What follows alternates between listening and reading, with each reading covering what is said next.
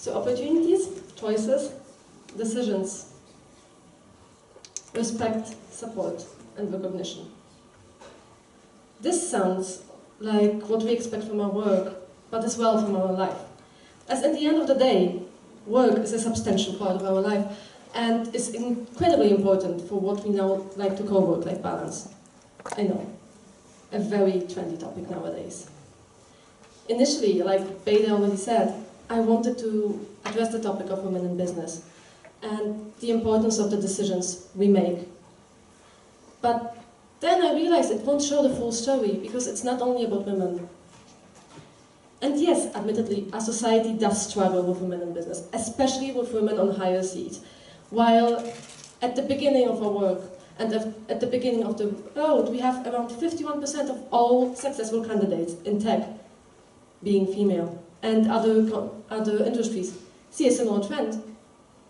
When we look further, let's say the top 500 companies, based on revenue, only 21 of them are headed by women, which is roughly around 5%. Now, when we go to politics, it's only around 18% of all the congressional seats that are being taken by women. Now, in Poland, our prime minister is a woman, as we know. And 5 out of 23 congressional offices are being held by women, which is a bit better than the average, because it's around 21%. So while I'm really far away from saying that the ratio between women and men in business or in society should be 50%, while I also don't believe in enforced parities, because I do believe that skill is the ultimate reason for you to get a job or to do something. It's still interesting to see the discrepancy and to see what happens in the process. However, let me take you on a journey to show you what happens when you are exposed to opportunities. And while I understand it might not be applicable to everyone, and while you might find yourself in parts of the journey, not in all of them, please bear with me to the end. So, as you see, 51% of all female candidates are women, in tech and other industries similarly. We seem as women to have all similar opportunities and a lot of other opportunities to excel and lead in our lives. Now, the thing about opportunities is that once we start to discover them, like grasp them and understand what they really mean and what it means to our lives, we get faced with choices. Obviously, because we need to make choices to grasp opportunities, right? And now, some choices are pretty easy. Like, let's say, should I dress more fancy or should I dress more casually? I mean, I had the choice today, right? It was hard. Sometimes we ask ourselves, should I take a bike to work or should I maybe take a car? Won't I be late? And those choices we face in our daily life, and we kind of got accustomed to them. They are moderately easy. But there are those kind of choices that are more pivotal to what the opportunity will unfold to us, that actually kind of shape the opportunity in our lives. Like, for example, the life partner we have. Will they support us? Will they be with us? Or will they just drag us down? Or maybe, is it our job that's more important to us, or the location? As in, what do we want to do versus where do we want to live? Are we actually ready to relocate?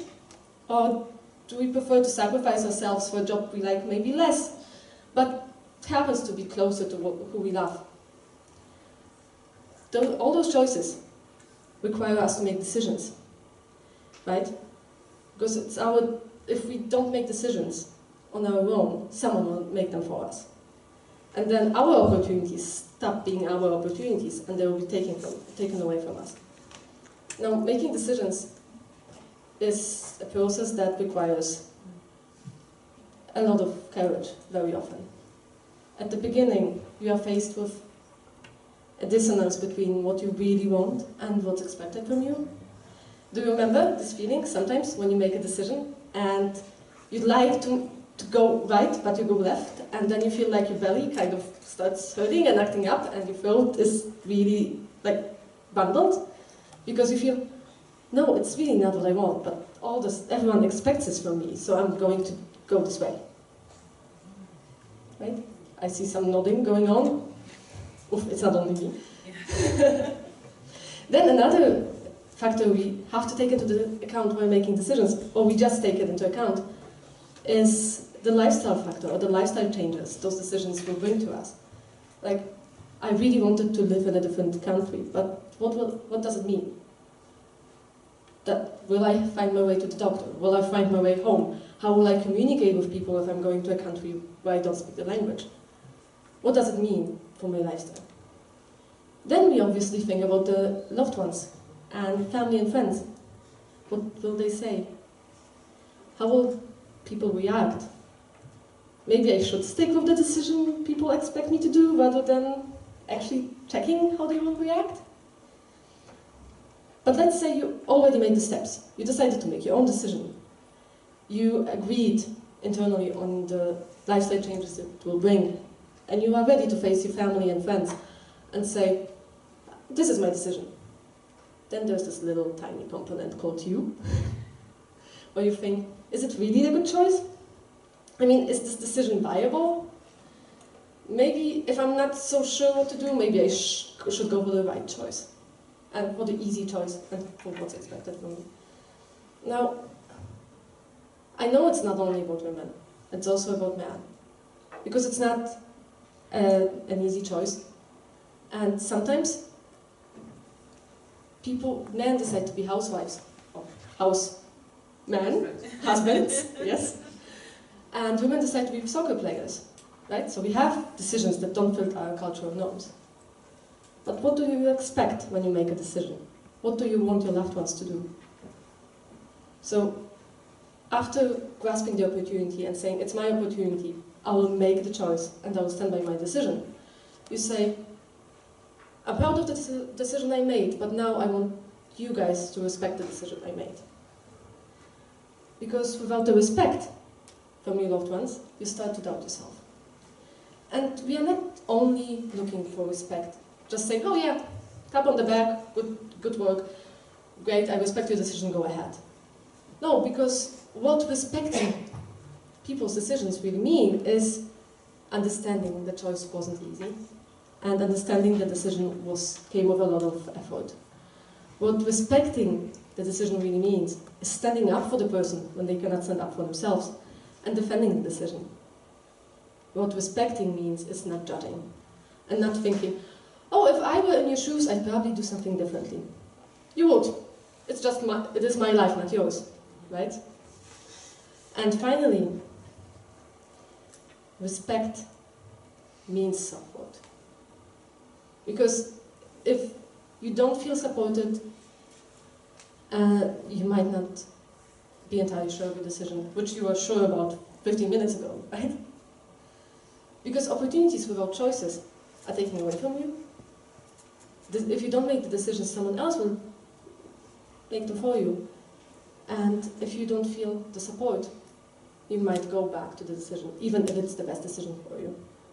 Now I'm lucky, as Beda said at the beginning. I have a wonderful fiancé who actually supports me at every step of the way. I decided to pursue my career, and he's there. He supports me. He helps me to make decisions if I have trouble to make decisions, not by imposing his decisions, but by asking the questions. He celebrates my successes, and he's also there when I have like difficult times. But aside from this, he helps me with the less sexy things, like doing laundry. You know, it has to be done sometimes. Or doing dishes. Sometimes. Which, for me, is really, really important. And this is the same support I extend to him. Because I respect his decisions the way he respects mine. However, what turns out is that, depending on gender, your decisions and the support you get can be perceived differently. Around 10 years ago, two Harvard professors did a study based on a life of a very successful venture capitalist, Heidi Roizen. This lady became a successful venture capitalist who made her way to the top using her personal network, her professional network, using her skills, a very, very good work ethic. And she made it. The two Harvard professors wrote up her life story and gave it to two groups of students. It's just one group of the students read this as Heidi's life, and the other group of the students read it as Howard's life. So, the same story, two different names. The only difference is the gender. After the students read the stories, they were supposed to give feedback about the person. Do you like her? Do you think this is a good person to work with? Do you think this person is actually successful? Now, what turned out is that while both Heidi and Howard were rated around the same level on the success, because everyone was agreeing that they made great success, people wouldn't like to work with Heidi, you know, because she's bossy. She might be very cruel. She is not nice, and for sure she did some nasty things to get on top. And by the way, you know, she seems like a cold person, and I don't want to use the B word here, but you kind of know what I mean. Whereas Howard, oh my God, he's such a good guy. I'd like to work with him. I bet I could learn so much from him. Those were the responses. What does it tell us? Does it tell us that men are more respected and liked when they are succeeding, and women must be, you know, not nice to succeed? Or is it like our internal interpretation of this? Let's turn the situation around, because again, it's not only about business. Sometimes it's about your life outside of the business. If a woman decides to stay home with children, it's a fairly natural choice, right? It's what women do. So no one really thinks if this will have impact on her career, or if she really should stay at home. Maybe even economically it's better for the guy to stay at home, because no one, it's just natural. However, when a guy stays at home, it still raises a lot of questions, even though it shouldn't, right? Because we live in a society that likes to call us equal. But when a man stays at home, it raises questions. Why? How will it impact your career? Are you sure you want to do this? But it's a woman's job. Why would you stay at home? See, is this the support we are looking for? When we make this very difficult decision to pursue our career and not stay at home, or maybe just to stay at home, not pursue our career? As mentioned before, I'm extremely fortunate having my fiancé, and I believe that choosing your life partner is one of the most single important decisions you are going to make. And don't get me wrong, it applies even if you decide to be single or start a family, regardless of what marital status you want to choose. Because apparently, according to Jim Rohn, we are the average of the 5 people we hang out most. So even if you don't have a life partner but you have friends and family, which each of us have, their support is equally important. And their respect is equally important. Because thanks to the support we get, we feel recognized. And I mean, I know some people think they don't need recognition, but we do. Each of us does. Sometimes recognition is a simple thank you. Sometimes we say thank you. Sometimes just bringing you a cup of coffee when you are super tired and sit at the paper you have to write is saying, hey, I really appreciate the effort you put in the paper. Sometimes it's just a date night with your spouse, right? But then, here again, recognition varies by genders.